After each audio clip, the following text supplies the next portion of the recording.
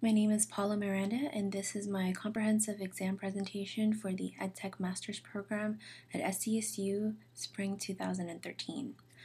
A Journey of Self-Discovery, My EdTech Experience.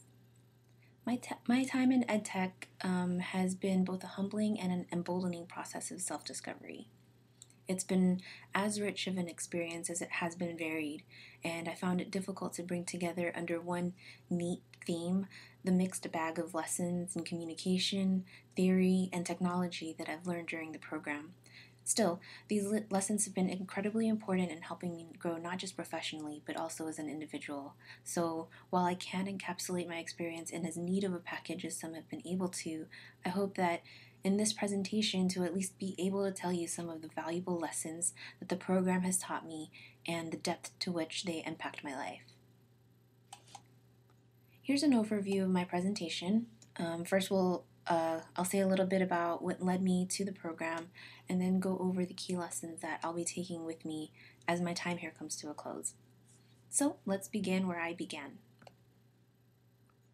Before deciding on the program, I was unsure in which direction to steer my education and really my professional life. I had degrees and certificates in art history, photography, and web development. I was working in higher ed, and I had a variety of interests in photography, technology, education, management, museum studies, and so much more. I really wanted to do it all, and it was hard to decide on a path. As I began asking questions, the topic of educational technology kept coming up.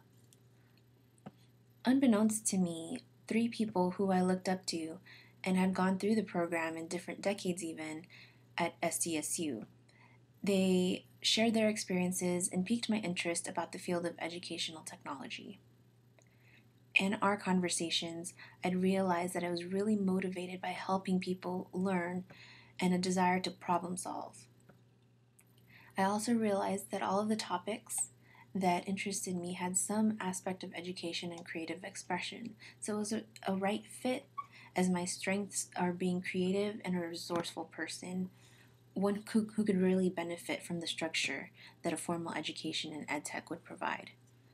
And so, without really trying, these three people would eventually convince me that this field, which I had never heard of before, was one that suited my interests, personalities, and goals.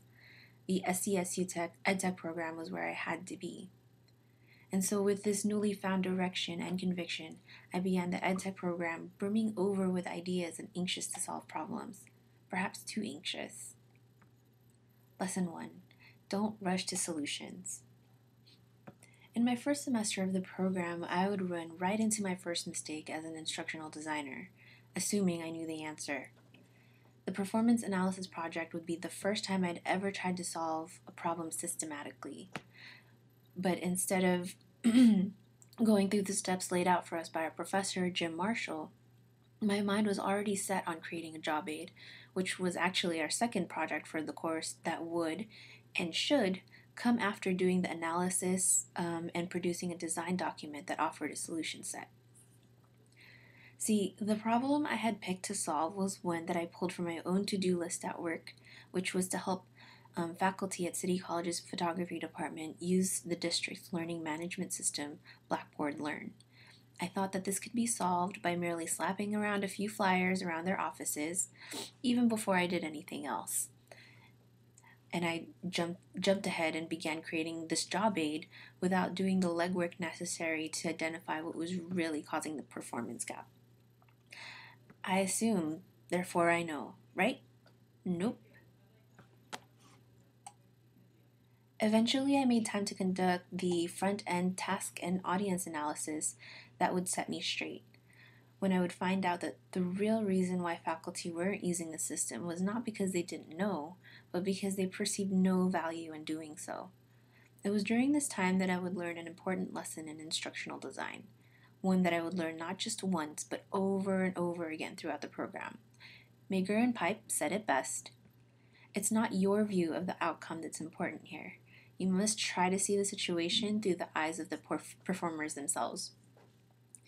And this deceptively simple concept was an unexpectedly profound lesson in empathy that I would be continually reminded of throughout my EdTech experience. So over the course of this first semester, I'd realized that a good instructional designer empathizes, asks good questions, listens, and keeps an open mind. However creative or knowledgeable you might be or think you are, it won't mean much if your solution doesn't address the problem.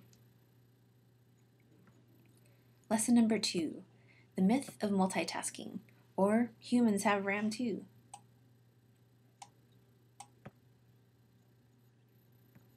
Lesson 3, don't hate, motivate. One of my favorite lessons that I'm taking away from the program is about motivation. Why do people do the things we do? How can we tap into people's desire to learn? These are the questions that the ARCS V model by John Keller tries to tackle. By breaking down the components of motivation into 4, now 5 categories, we can have a better understanding of what can frustrate and encourage, and what can encourage our learners. I watched the recording of John Keller's visit to the EDTEC program and was moved by his understanding of people and his dedication to helping them achieve their goals. In his book, he defines and explains motivation, as well as provides strategies for how to improve it. He didn't just develop a way of breaking down the components of motivation, he created the tools and strategies that would help us apply theory into practice. He states that a designer must be a problem solver who diagnoses situations and then employs all concepts and strategies that are appropriate, not a technician who selects and implements strategies from a list of prescriptions, or a theoretician who restricts his perspectives to a single conceptual perspective. I found this a really refreshing and humanizing perspective on our role and our work as instructional designers, performance consultants, teachers, and trainers.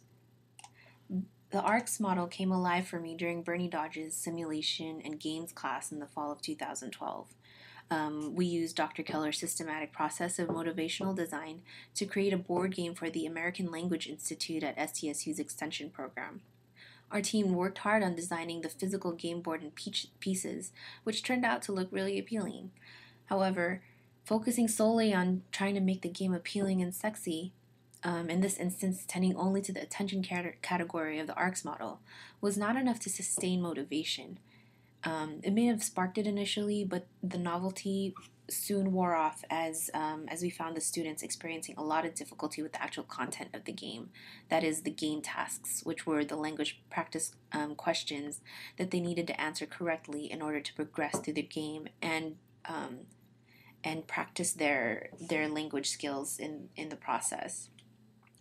Our players soon lost interest, and in this quick video, you can see how we started losing them as they became confused with the questions and began to withdraw from the game.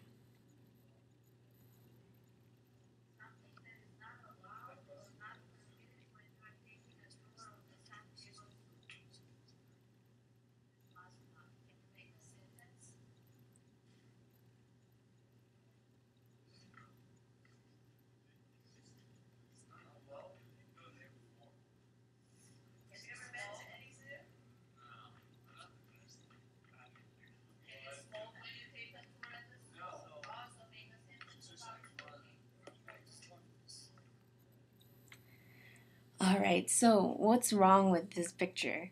Is it that the tables are too narrow? Are the students using poor arm wrestling technique? Or is it that they're not paying attention? Yep, you guessed it. Our players have simply disengaged from the game and have moved on to something else, anything else. And we realized that we had tried so hard to make an attention-grabbing game that we neglected to nurture the learners' confidence and subsequently their satisfaction with the game.